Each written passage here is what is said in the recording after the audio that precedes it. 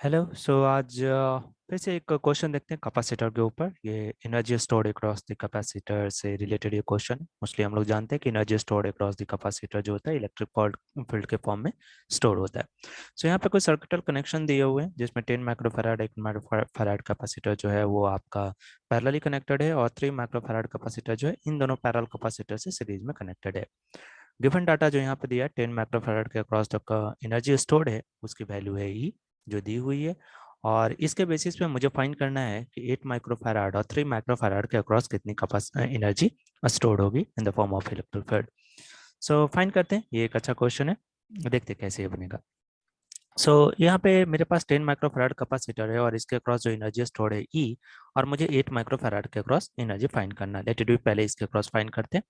हम लोग जानते हैं कि energy stored across the capacitor जो होता है वो होता है हाफ सी वी स्क्वायर, या इसको एनर्जी के फॉर्म में लिखे, चार्ज के फॉर्म में लिखे तो क्यू स्क्वायर बाई सी, या चार्ज और वोल्टेज के फॉर्म में लिखे तो C V Q half Q V, right. ये energy stored across the capacitor होता है।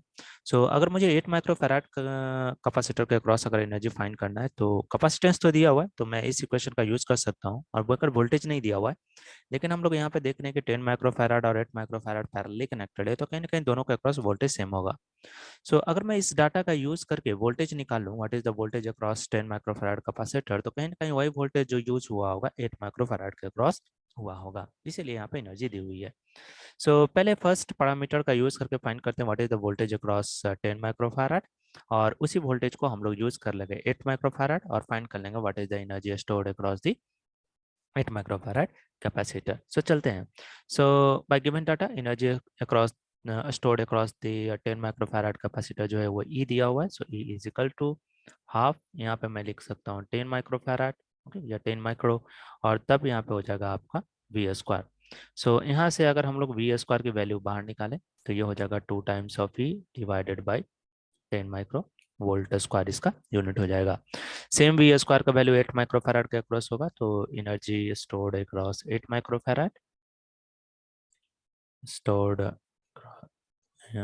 इन 8 माइक्रोफैराड। लेट इट बी, इसका नाम डालता हूँ ई डैश। ई डैश जो यहाँ पे हो जाएगा, राइट, 1/2, देन कैपेसिटर की जगह 8 माइक्रो। और क्योंकि यहाँ पे वी स्क्वायर ही होता है तो मैं डायरेक्ट वी स्क्वायर का वैल्यू यहाँ से सब्स्टिट्यूट कर सकता हूँ, क्योंकि दोनों पैरेलल कनेक्शन है तो कहीं ना कहीं वोल्टेज का वैल्यू सेम रहा होगा। तो अगर मैंने यहाँ पे वी स्क्वायर का वैल्यू कनेक्ट पुट किया तो ये हो जाएगा 2 डिवाइडेड बाई 10 माइक्रो। फाइंड कर लेते हैं इसको। ये कैंसिल आउट हो गया, इवन 2 गया, तो ये आपका आ जाएगा 8 डिवाइडेड बाई 10 ई, या 0.8 ई है। मैं बोल सकता हूँ energy stored across the 8 microfarad capacitor is 0.8 E, right. तो ये फर्स्ट का आंसर हो जाएगा in the joule, right. Now next one हम लोग चलते हैं। नेक्स्ट वन पूछा what is the energy stored across the 3 microfarad capacitor. ये फर्स्ट का आंसर देख रहे हैं। तो अगर 3 माइक्रोफैराड के अक्रॉस कैपेसिटर हम लोग फाइंड करें तो वोल्टेज तो इसके अक्रॉस मुझे मालूम नहीं है क्योंकि टोटल वोल्टेज दिया हुआ नहीं है, लेकिन एक चीज़ तो मालूम है कि जो भी चार्ज यहाँ पे इंटर किया होगा, let it be Q charge, जो यहाँ पे दो भाग में डिस्ट्रीब्यूट हुआ है, लेट इट बी इसके अक्रॉस जो डिस्ट्रीब्यूट हुआ है वो Q1 है, और इसके अक्रॉस जो डिस्ट्रीब्यूट हुआ है Q2। फिर से जब यहाँ पे आएगा तो सेम चार्ज ही रहेगा Q, राइट। अगर मुझे एक बार Q मालूम चल जाए तो मैं इन दोनों में से किसी इक्वेशंस का यूज करूँ, इसका इक्वेशन तो यूज नहीं करूँ, वोल्टेज है, यानी इस सेकंड इक्वेशन का यूज करके मैं फाइंड कर सकता हूँ what is the energy stored across the 3 microfarad capacitor. पहले मुझे फाइंड करना पड़ेगा Q, और यहाँ पे Q जो होगा, चलते हैं नेक्स्ट वन। यहाँ पे Q की वैल्यू अगर हम लोग देखें, that is energy stored in 3 microfarad के अक्रॉस हम लोग देख रहे हैं। तो इसके लिए सबसे पहले मुझे Q फाइंड करना होगा, तो Q मैं बोल सकता हूँ Q1 प्लस Q2। पहले मुझे Q1 और Q2 का वैल्यू यहाँ पे निकालना होगा। इसके लिए हम लोग कोई भी इक्वेशंस यहाँ पे यूज कर सकते हैं Q1 Q2 निकालने के लिए। जैसे कि हम लोग जानते हैं कि Q is equal to CV होता है। यहाँ पे बोल सकता हूँ where Q1 is equal to C1V V1, इस तरह से, राइट। अगर मैंने पहले 10 माइक्रोफैराड जो कि मेरा पहला कैपेसिटर है और उसी के अक्रॉस मैंने Q1 लिया हूँ, तो यहाँ पे मैं इसको लिख सकता हूँ Q1 is equal to C1 की वैल्यू हो जाएगी 10 माइक्रो, और V1 के जगह हम लोग ये वैल्यू रख सकते हैं वी स्क्वायर जो हम लोग यहाँ पे ऑलरेडी निकाले हुए हैं, लेकिन रूट में हो जाएगा तो इसको यहाँ पे लिख सकते हैं root under 2e divided by 10 micro, right. तो ये केस आ जाएगा, right, this is the case, इसको ऐसे रहने देते हैं। उसी तरह से अगर मैं Q2 फाइंड करूं तो Q2 की जगह मैं लिख सकता हूँ C2 टाइम्स V, वोल्टेज दोनों के क्रॉस सेम ही है, सो यहाँ पे V हो जाएगा पैरेलल कनेक्शन होने के कारण से। सो ये है 8 माइक्रो, और वोल्टेज अगर मैं देखूं तो इसके अक्रॉस जो वोल्टेज हो जाएगा, so right, so same voltage यहाँ पे हो जाएगी, that is 2 times E divided by 10 micro, 2 times E divided by 10 micro.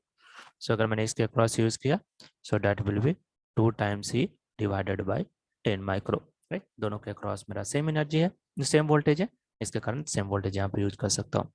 So अगर मैंने दोनों को यहाँ पे ऐड किया, so okay, so let's write 10 micro then 2e divided by 10 micro plus 8 micro, then same हो जाएगा यहाँ पे 2e divided by 10 micro.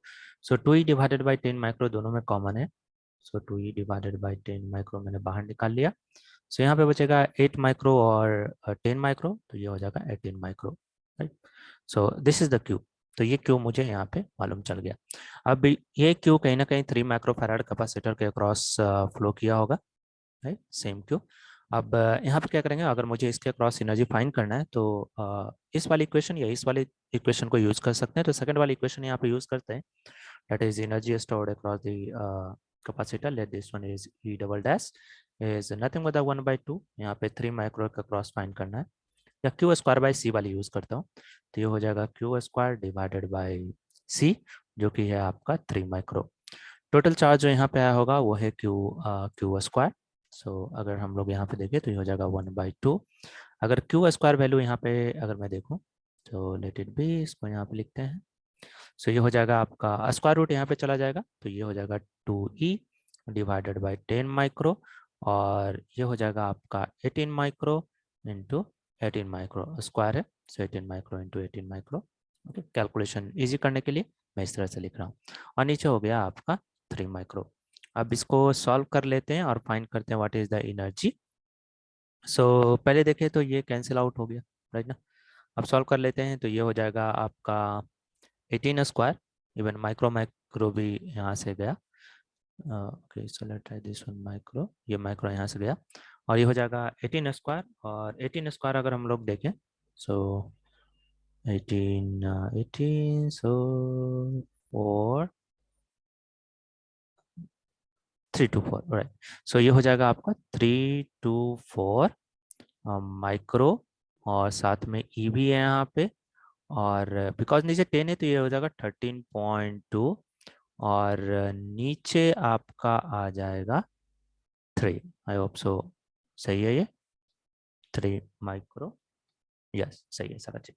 So mic yes, right, यहाँ पे माइक्रो भी है, माइक्रो माइक्रो गया। सो अगर मैं टोटल एनर्जी यहाँ पे देखूँ तो ये हो जाएगा 32.4 डिवाइडेड बाई 3, यानी ये आ जाएगा total 1010.8 E. So energy across stored across the 3 micro capacitor, जिसको E डबल डैश लिया वो हो गया 10.8, ये इसका आंसर हो जाएगा, right. So this is the energy stored across the आपका 3 माइक्रोफैराड कैपेसिटर।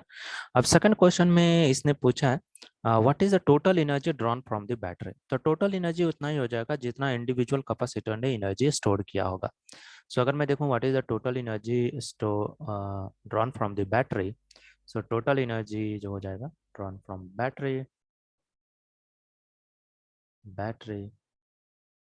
वो हो जाएगा पहला 10 माइक्रोफैराड जिसने ई एनर्जी स्टोर किया है, फिर 8 माइक्रोफैराड जिसकी एनर्जी जो आई है वो आई है 0.8 ई, तो ये हो जाएगा 0.8 ई, और ये जो 3 माइक्रोफैराड है इसने 10.8 ई। सो अगर सबको यहाँ पे ऐड करें, ये एक तरह से 1 है, सो 1.8 दिस वन, तो 8 8 16, ये हो जाएगा 2, ये हो जाएगा 1, यानी 12.6 ई एनर्जी यहाँ पे स्टोर होगा। तो यहाँ पे एनर्जी जो आ जाएगी वो आ जाएगी 12.6 ई, ये टोटल एनर्जी बैटरी से ड्रॉन किया गया होगा, राइट। सो ये काफ़ी अच्छा इंटरेस्टिंग टाइप का क्वेश्चन था। इसी क्वेश्चन में कभी कभी क्या करते हैं, वो यहाँ पे शॉर्ट कर देते हैं, राइट, इस तरह से शॉर्ट कर देंगे। सो इससे वरी होने की ज़रूरत नहीं है, क्योंकि यहाँ पे हम लोग इलेक्ट्रोस्टैटिक पढ़ रहे हैं, तो शॉर्ट करने से यहाँ पे कोई प्रॉब्लम नहीं आएगा। हाँ, जो चार्जेस यहाँ पे रही होगी वही चार्जेस कहीं ना जो चार्जेस ये स्टोर कर पाएगा ये उतना ही चार्जेस स्टोर कर पाएगा, और जितना वोल्टेज यहाँ पर रहेगा कहीं ना कहीं उतना ही वोल्टेज आपका 8 माइक्रोफैराड के ऊपर ही रहा होगा, क्योंकि ये एक तरह से पैरेलल कनेक्शन है।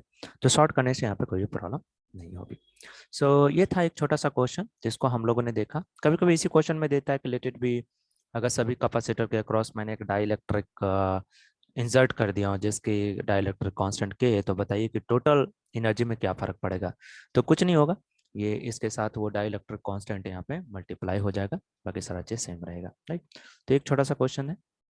ओके, नेक्स्ट क्लास में कुछ और भी क्वेश्चन देखेंगे। आज के लिए इतना ही रखते हैं। Thank you, bye.